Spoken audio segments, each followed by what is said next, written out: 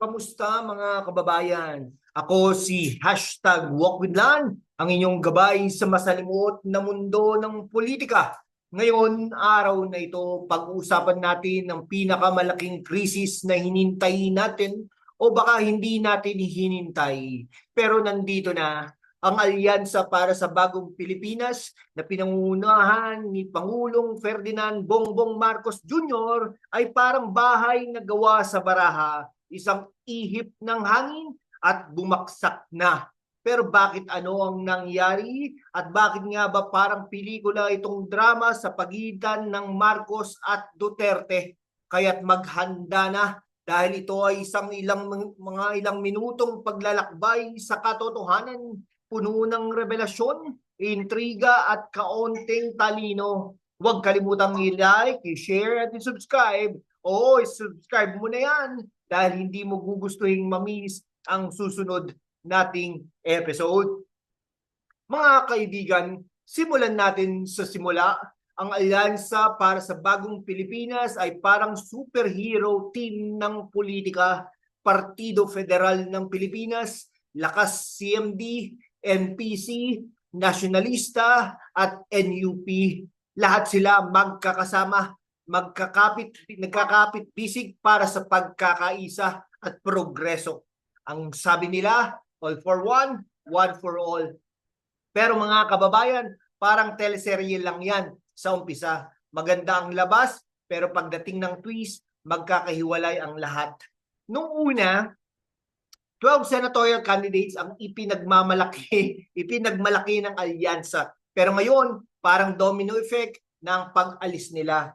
Ang unang bumaksak, si Senator Amy Marcos, ang kapatid ni Pangulong Bongbong Marcos. Ano ang dahilan? Differences in direction, sabi niya.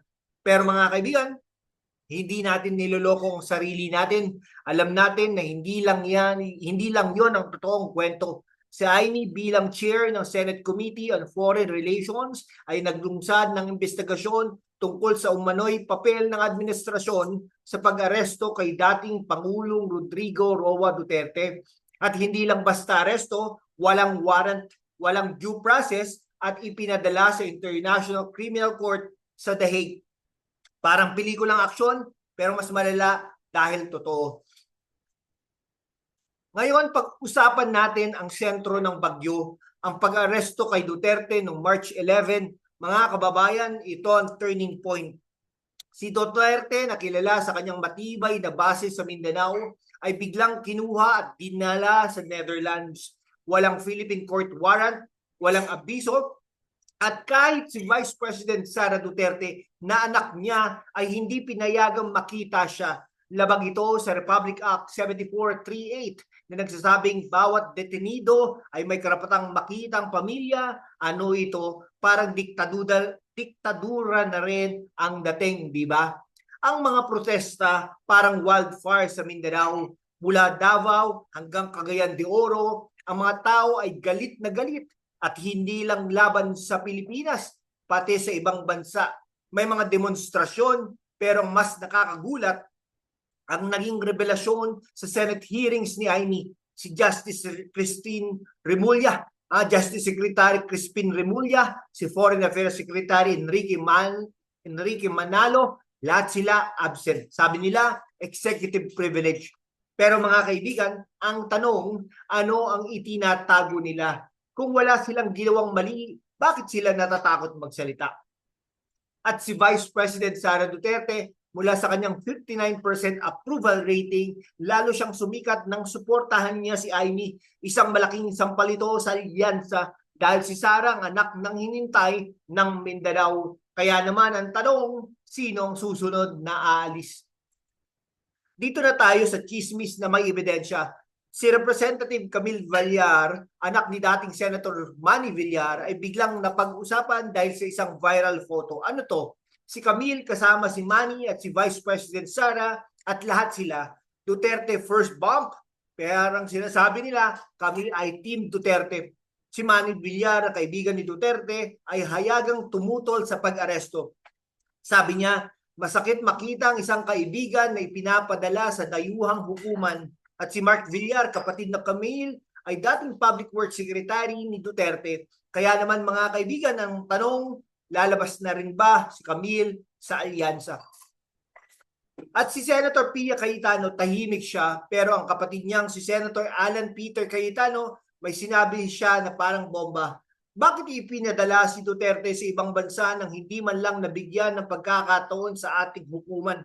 Mga kaibigan, ito hindi basta opinyon. Ito ay senyales na kahit mga Cayetano ay nagdududa na sa alyansa at ang kanilang pag-absent sa rally sa Tacloban, parang sinasabi na kami ay nag-iisip na. Ngayon, pumunta tayo sa Mindanao, ang puso ng suporta kay Duterte.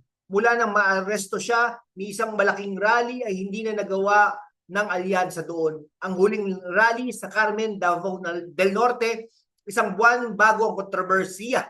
Pero ang PDP laban parang phoenix na bumangon mula sa abo. Ayon sa MBC DZRH survey, sina Senator Bongo at Senator Ronald Bato de la Rosa ay ang nangunguna sa Senate race. At si Representative Rodante Marcoleta, sumasampa na rin ang suporta sa kanya. Mga kaibigan, ito ay hindi legal na issue lamang.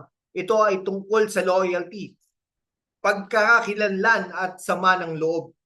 Sabi ni Professor Eric De Torres ng University of the East, the arrest of Duterte is a campaign-defining moment. At totoo yan, ang Mindanao ay galit na galit at ang galit na yan ay nagbibigay lakas sa PDP laban. Pero mga kababayan, hindi lang politika ang problema, ang ekonomiya. Parang roller coaster na laging pababa. Ang presyo ng bigas, karne, gulay, pataas ng pataas. Kahit anong gawin ng gobyerno, ang inflation ay parang multo na laging nandyan. At ito ang mas lalong nagpapabigat sa posisyon ng alyansa. Sino ang maniniwala sa bagong Pilipinas kung ang presyo ng pagkain ay parang presyo ng ginto? Nako po, ayun ang problema talaga. Kape muna po tayo. At may isa pang plot twist mga kaibigan, ang Supreme Court. Kasalukuyang inuusisan ng mga hukom ang national budget, ang legalidad ng impeachment proceedings laban kay Vice President Sara Duterte at ang konstitusyonalidad ng pag-aresto kay Duterte. Mga kaibigan, ito ay parang chess game, bawat galaw critical. Kaya't ano ang mangyayari sa alyansa? Ang dating makapangyarihang koalisyon ay ngayon ay parang barkong may butas. Si Aimee wala na. Si Camille mukhang susunod. Si Pia tahimik pero nagdududa. At sa Mindanao wala na silang laban. Habang ang PDP laban ay lumalakas, ang alyansa ay kailangan maghanap ng paraan para hindi tuluyang mawala. Mga kababayan, ang midterm elections ay malapit na at ito ay hindi lang laban para sa panalo. Ito ay laban para sa kaligtasan ng alyansa. Pero ang tanong, kaya pa ba nila? O ito na ang simula ng pagbagsak ng bagong Pilipinas? Kaya't iyan ang kwento mga kaibigan. Anong inyong opinion? I-share nyo yan sa comments. I-like ang video na ito at huwag kalimutang i-subscribe kung gusto nyong malaman ang susunod na kabanata ng drama na ito. I-hit ang notification bell. Ako si #WalkWithLan at ito ang inyong dosis ng katotohanan. Magkita-kita tayo ulit sa susunod na episode. Salamat at mag-ingat kayong lahat.